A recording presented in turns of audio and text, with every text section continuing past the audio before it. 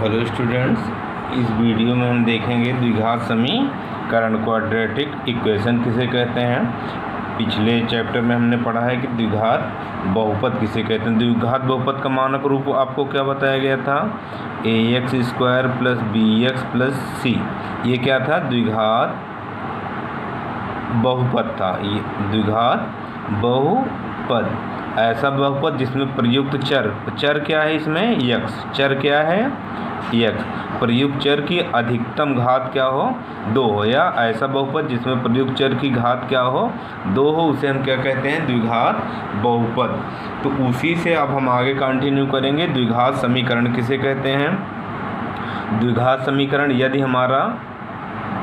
यदि ax² + bx + c क्या है, एक द्विघात बहुपद है, तो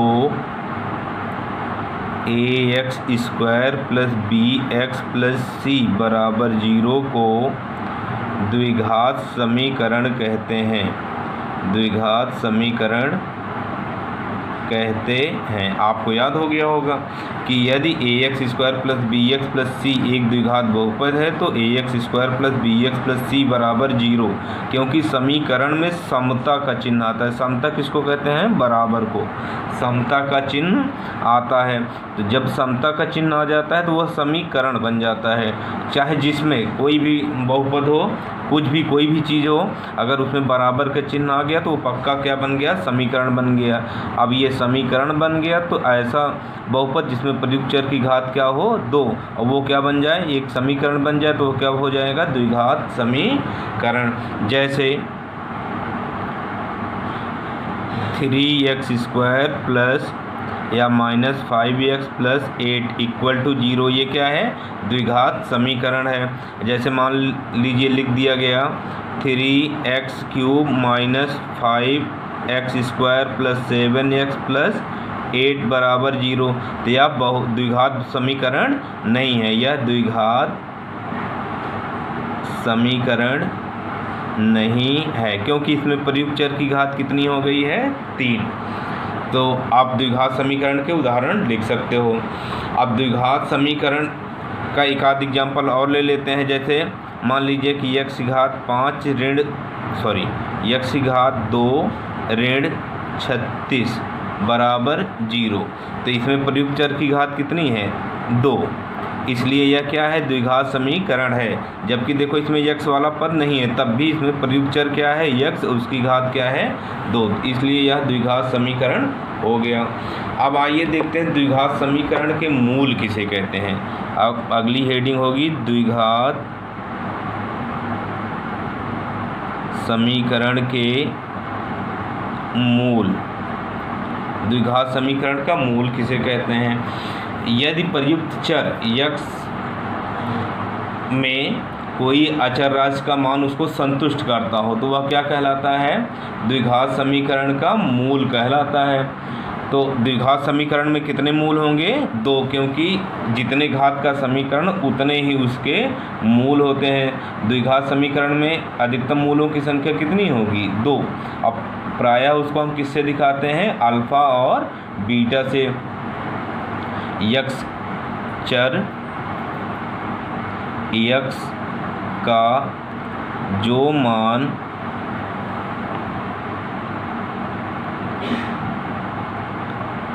समीकरण को संतुष्ट करता हो वो क्या कहलाता है, करता है, उसे द्विघात समीकरण के मूल कहते हैं। आपको समझ आ गया होगा।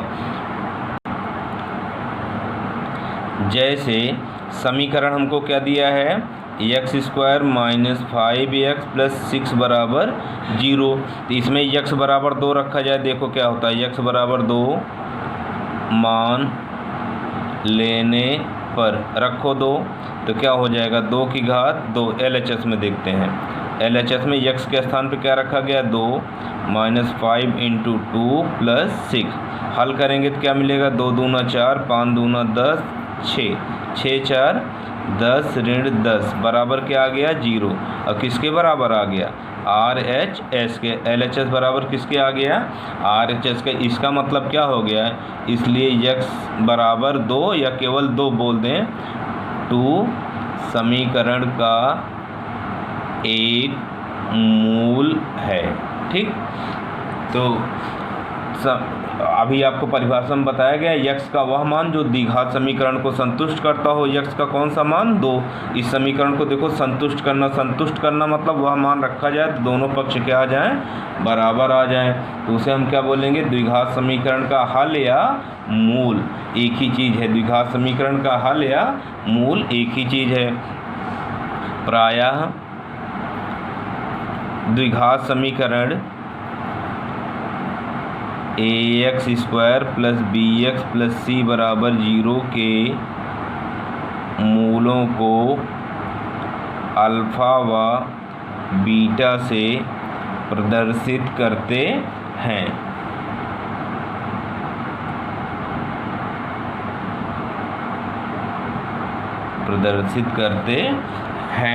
अब द्विघात समीकरण का मूल कैसे ज्ञात करते हैं आइए उस पर चर्चा कर लिया जाए। द्विघात समीकरण का मूल ज्ञात करने की विधि। द्विघात समीकरण के मूल ज्ञात करने की विधि अपने यहाँ जो सिलेबस में है वो मूलतः 3 विधियाँ हैं। नंबर 1 क्या दिया है गुणनखंड विधि। नंबर 1 क्या दिया है गुणनखंड विधि। इसमें क्या करते हैं जैसे गुणनखंड विधि में हमारा मान लेते हैं कि माना द्विघात समीकरण क्या है x² - 5x + 6 = 0। इसका हमको गुणनखंड विधि द्वारा हल करना है। तो ये आप 9 से ही पढ़ते आ रहे हो। गुणनखंड कैसे करेंगे गुणनखंड कैसे करेंगे मध्य पद को तोड़कर। इसको हम क्या करेंगे x² - 2 तिहाई 6 2 3 5। यह विधि आपको तो पहले से ही पता है, बहुपद में भी पढ़े हो। x² - 2x ± -3x + 6 बराबर 0। x common x - 2 - 3 common x - 2 = 0। -3 common लेंगे तो क्या आएगा 3 × 3 3 दूना 6 माइनस कॉमन लेने पर चिन्ह बदल जाता है x - 2 × x - 3 = 0। अब देखो दो व्यंजकों का गुणनफल क्या है 0, तो अलग अलग ये 0 के बराबर होंगे। यदि x - 2 बराबर 0 तब x बराबर क्या आ जाएगा 2। दूसरा यदि x - 3 बराबर 0 तब x बराबर कितना आ गया 3।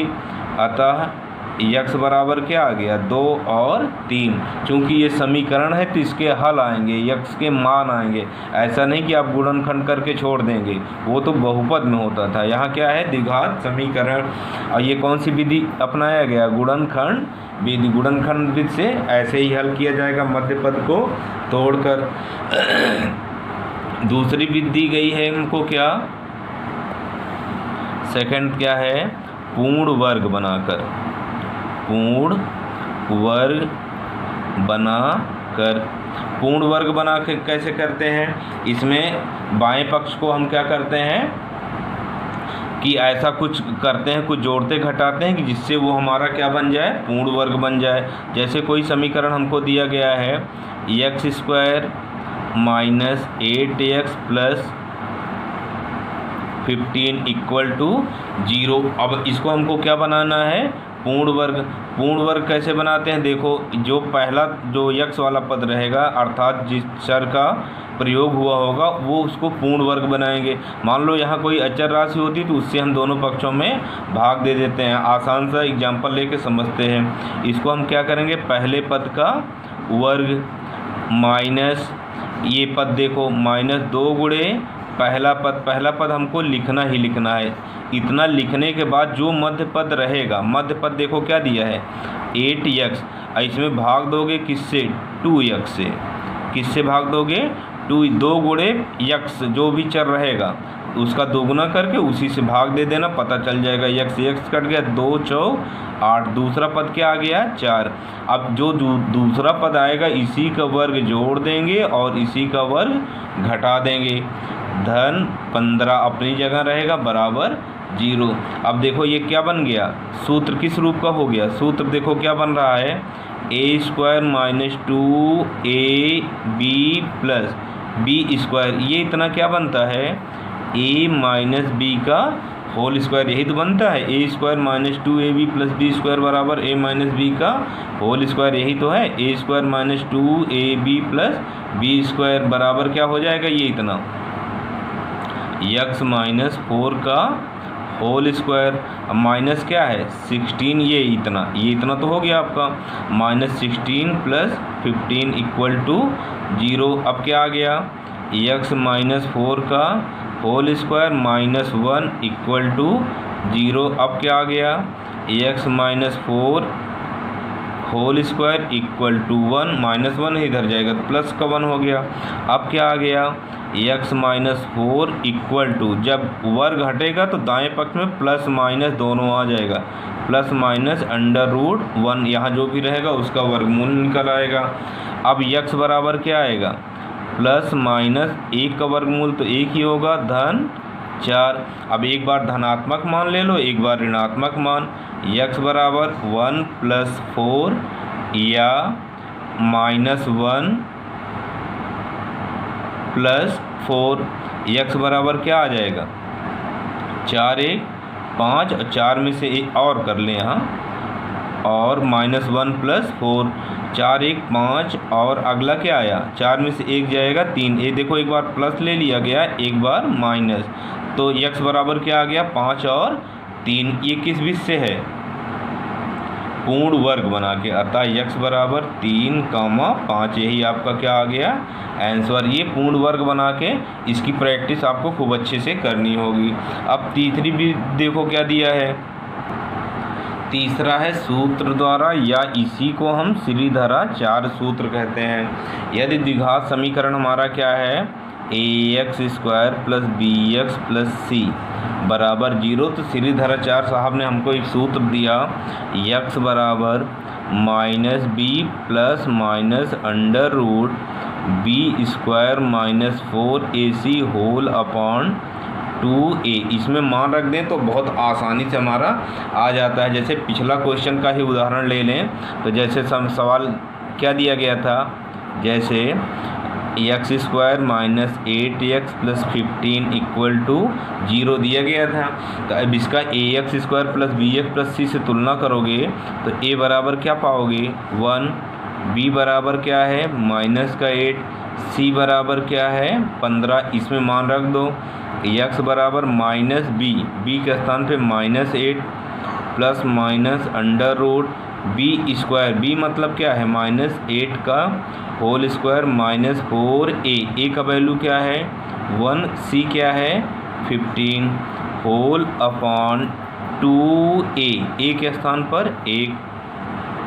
अब इसको हल करते हैं, देखो मिलता क्या है माइनस माइनस प्लस हो जाएगा 8 प्लस माइनस √8 का स्क्वायर करोगे 8 8 64 माइनस 15 चौका 60 है ना, 15 चौका 60 बटे 2 एकम 2, और सॉल्व करेंगे 64 में से 60 जाएगा, कितना आएगा 4 बटे 2, या क्या आ गया 8 प्लस माइनस 4 का वर्गमूल कितना होता है 2 बटे 2। अब देखो एक बार प्लस है एक बार माइनस, तो ये आपको एक बार प्लस ले लेना है और एक बार -8 -2 अपॉन 2। अब देखो आया क्या 8 2 10 बटे 2, और 8 में से 2 जाएगा 8 में से 2 जाएगा 6 बटे 2।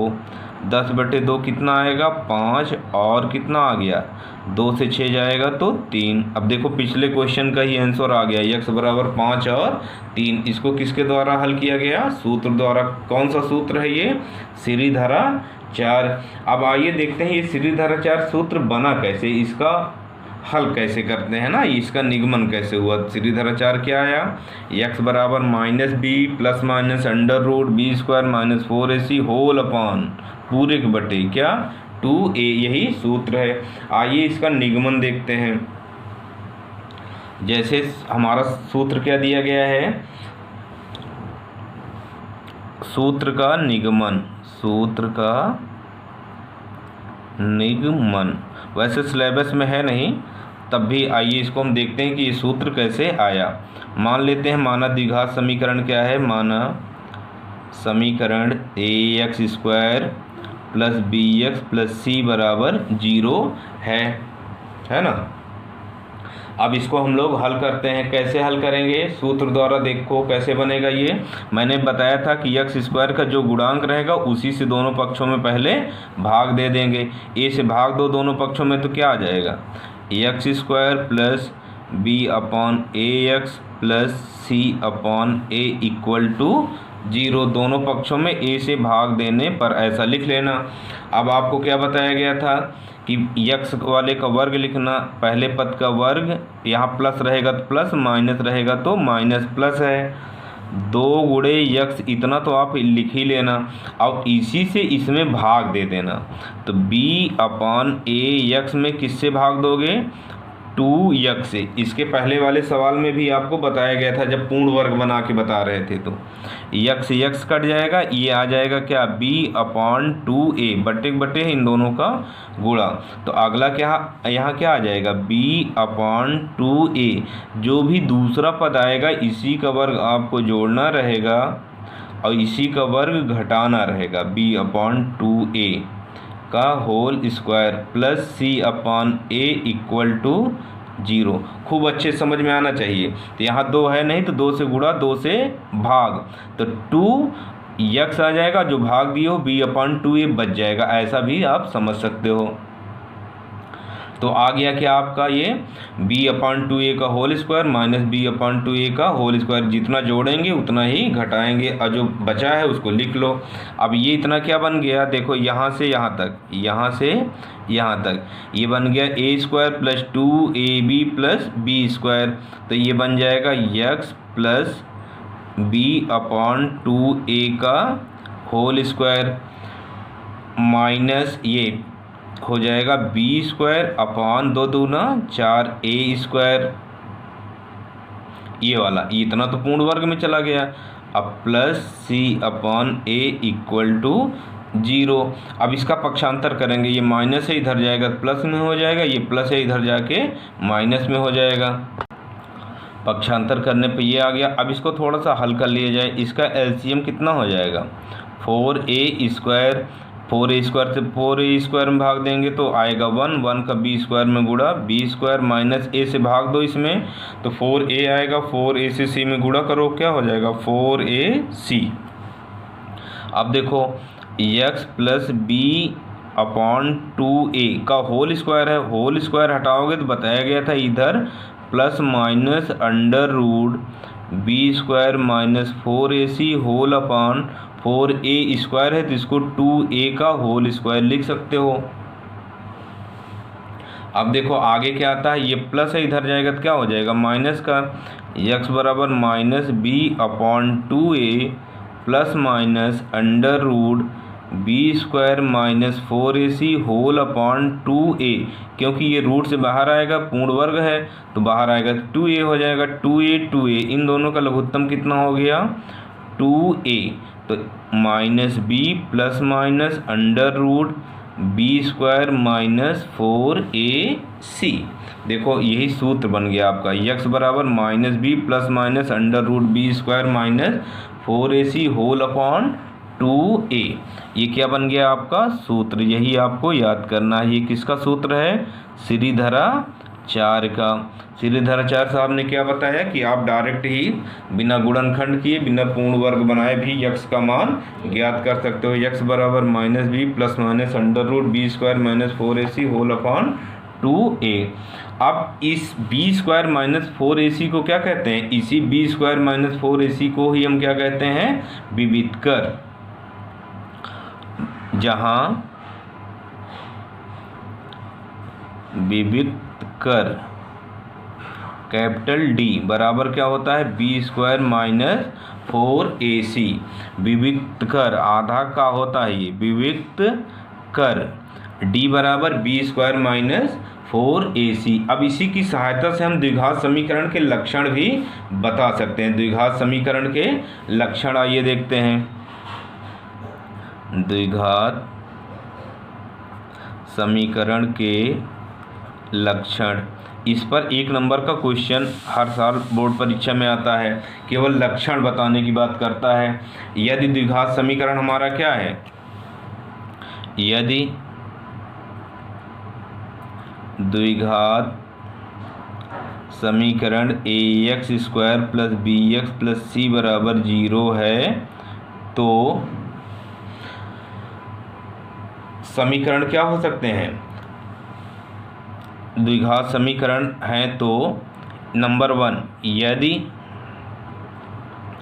b स्क्वायर माइनस 4ac छोटा है किससे? 0 से। इसी को कैपिटल D भी बोलते हैं, या कैपिटल D छोटा है 0 से, तब समीकरण के मूल क्या होंगे? अगर छोटा हो जाएगा, ऋणात्मक अर्थात हो जाएगा, तो मूल क्या होंगे? काल्पनिक होंगे।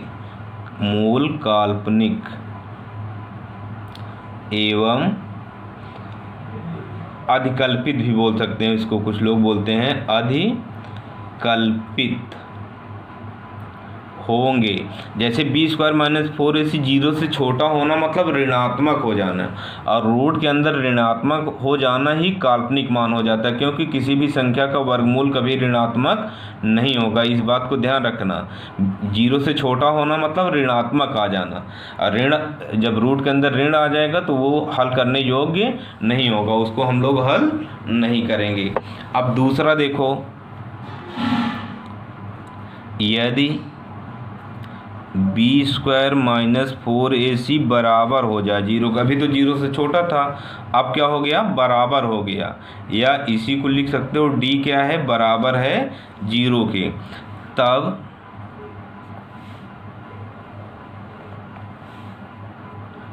समीकरण के मूल वास्तविक एवं समान होंगे। क्या होंगे? समान, मतलब मूल वास्तविक तो होगा लेकिन समान होगा, दोनों मूल एक ही आएगा। जैसे देखो, ये b स्क्वायर माइनस 4ac बराबर हमारा 0 आ गया, तो ये 0, ये इतना 0 हो गया, तो केवल एक ही मान तो आएगा -b/2a। तब x बराबर क्या आ जाएगा? x बराबर केवल आपका आ जाएगा -b/2a। अब -b/2a तो एक ही मान है, लेकिन द्विघात समीकरण है तो इसके 2 मूल होंगे, अर्थात x बराबर -b/2a और -b/2a दोनों बार यही आएगा। ठीक, अब तीसरा देखते हैं। तीसरी स्थिति क्या बनेगी? अभी तो एक तो 0 से छोटा हो गया, 0 के बराबर होगा, अब क्या होगा? 0 से बड़ा होगा। यदि b स्क्वायर माइनस 4ac बड़ा है किससे? 0 से, या इसी को लिख सकते हो d इज ग्रेटर देन 0, तब समीकरण के मूल क्या होंगे? वास्तविक होंगे। वास्तविक एवं भिन्न भिन्न होंगे, मतलब असमान होंगे, भिन्न भिन्न होंगे। आपको यही याद करना है। जब बी स्क्वायर माइनस 4ac 0 से छोटा है तब समीकरण के मूल क्या होंगे, काल्पनिक होंगे।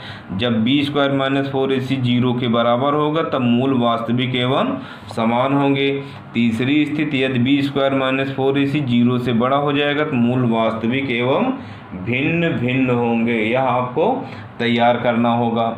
आप देखते हैं नई चीज़ कि द्विघात समीकरण के अगर मूल हमको ज्ञात हैं तो कैसे हम उनका समीकरण कैसे ज्ञात करेंगे। तो अगली हेडिंग होगी हमारा मूल ज्ञात होने पर समीकरण ज्ञात करना। मूल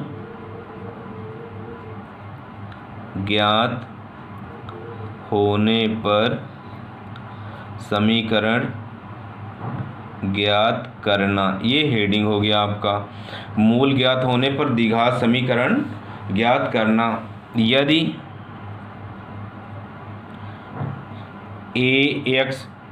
यदि द्विघात समीकरण के मूल अल्फा व बीटा हैं, क्या हैं, बीटा हैं, तो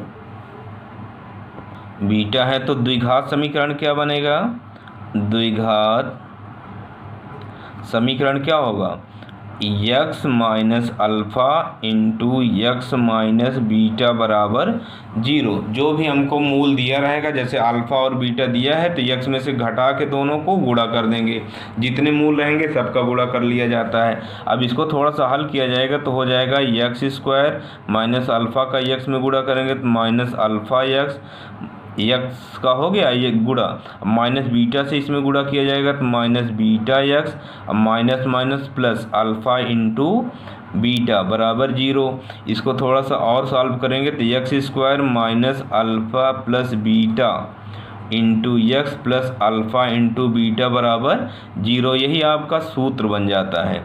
अगर हमको अल्फ़ा और बीटा ज्ञात है तो द्विघात समीकरण कैसे ज्ञात करेंगे, x square minus alpha plus beta into x plus alpha into beta बराबर 0। इसी को लिखेंगे क्या, यक्स स्क्वायर माइनस अल्फ़ा और बीटा क्या थे, मूल थे, इनका क्या किया गया था, योग, मूलों का योगफल गुणे यक्स धन मूलों का गुणनफल बराबर क्या, 0। यक्स स्क्वायर माइनस मूलों का योगफल गुणे यक्स धन मूलों का गुणनफल बराबर 0। इसको आपको याद करना है। जैसे देखो, जैसे मूल मान लो दिया हो 2 और 3 हैं तो हमको क्या ज्ञात करना है, द्विघात समीकरण कैसे ज्ञात करोगे, यक्स स्क्वायर माइनस मूलों का योगफल, इन दोनों का योगफल 2 + 3 इंटू यक्स प्लस मूलों का गुणनफल 2 गुणे 3 बराबर 0। बराबर 0 जरूर लगाओगे, समीकरण है यक्स स्क्वायर माइनस 3 2 5 यक्स धन 3 दूना 6 बराबर 0। यही आपका द्विघात समीकरण बन जाएगा। ऐसे 1 नंबर का क्वेश्चन बोर्ड परीक्षा में अक्सर आ जाता है, मूल दे देते हैं, कहेंगे द्विघात समीकरण ज्ञात करो। तो द्विघात समीकरण कैसे ज्ञात करेंगे, यक्स स्क्वायर माइनस मूलों का योगफल गुणे यक्स धन मूलों का गुणनफल बराबर 0। अब इनके द्विघात समीकरण के मूलों की गुणनफल और योगफल कैसे ज्ञात करते हैं ये देख लिया जाए। अगली हेडिंग होगी हमारी द्विघात समीकरण के मूलों का गुणनफल व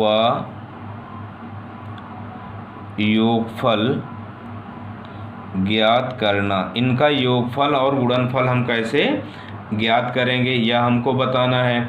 तो मान लेते हैं द्विघात समीकरण क्या है, यदि द्विघात समीकरण ax square plus bx plus c बराबर 0 है, जिनके मूल अल्फा व बीटा हैं, तो नंबर 1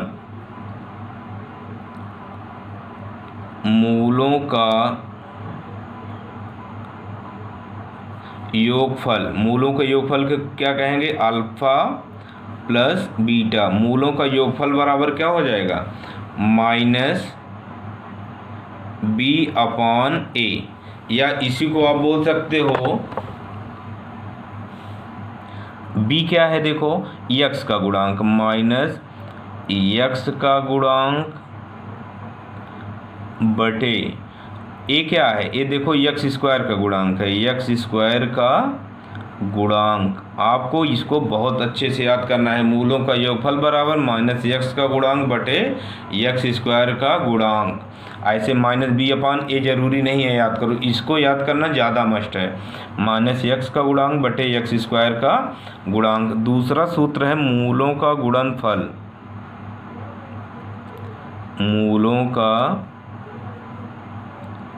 गुणनफल, मूलों का गुणनफल क्या होता है, सी अपॉन ए, अचर पद बटे यक्स स्क्वायर का गुणांक। गुणनफल क्या होता है, अल्फा इंटू बीटा। अचर पद क्या होता है, सी, यक्स स्क्वायर का गुणांक क्या होता है, ए। यह भी आपको याद करना है, ये दो सूत्र। मूलों का योगफल क्या होता है, माइनस यक्स का गुणांक बटे यक्स स्क्वायर का गुणांक। अब मूलों का गुणनफल बराबर क्या हो जाएगा, अचर पद बटे यक्स स्क्वायर का गुणांक। जैसे देखो मान लो हमको द्विघात समीकरण दिया है 2x square minus 5x plus 3 equal to 0। हमको ज्ञात करना है मूलों का योगफल। क्या ज्ञात करना है, मूलों का योगफल। मूलों का योगफल क्या हो जाएगा, माइनस यक्स का गुणांक बटे यक्स स्क्वायर का गुणांक। तो माइनस देखो यक्स का गुणांक क्या है इसमें, -5, तो -5 बटे यक्स स्क्वायर गुणांक क्या है 2। तो ये आपका माइनस से माइनस कट जाएगा, क्या आ जाएगा 5/2। क्या आ गया 5/2। अब मूलों का गुणनफल देखो कैसे निकालेंगे, मूलों का गुणनफल क्या फार्मूला बताया गया, अचर पद बटे यक्स स्क्वायर का गुणांक। अब देखो जो हमको समीकरण दिया गया है इसमें अचर पद क्या है, अचर पद कितना है 3, और यक्स स्क्वायर का गुणांक क्या है 2। यही आंसर हो गया। ऐसे क्वेश्चन भी एग्जाम में आते हैं। तो आपको द्विघात समीकरण दिया जाए रहेगा, कहेगा मूलों का योगफल और गुणनफल ज्ञात करो। अब कभी कभी योगफल और गुणनफल दिया रहेगा, कहेगा द्विघात समीकरण ज्ञात करो। तो उसके लिए क्या सूत्र बताया गया है, ये बताया गया है यक्स स्क्वायर माइनस मूलों का योगफल गुणे यक्स धन मूलों का गुणनफल बराबर 0। तो मतलब दोनों आप ज्ञात कर सकते हो। समीकरण दिया गया है तो मूलों का योगफल और गुणनफल ज्ञात कर लोगे। अब मान लो योगफल गुणनफल दिया गया है तो द्विघात समीकरण ज्ञात कर लोगे।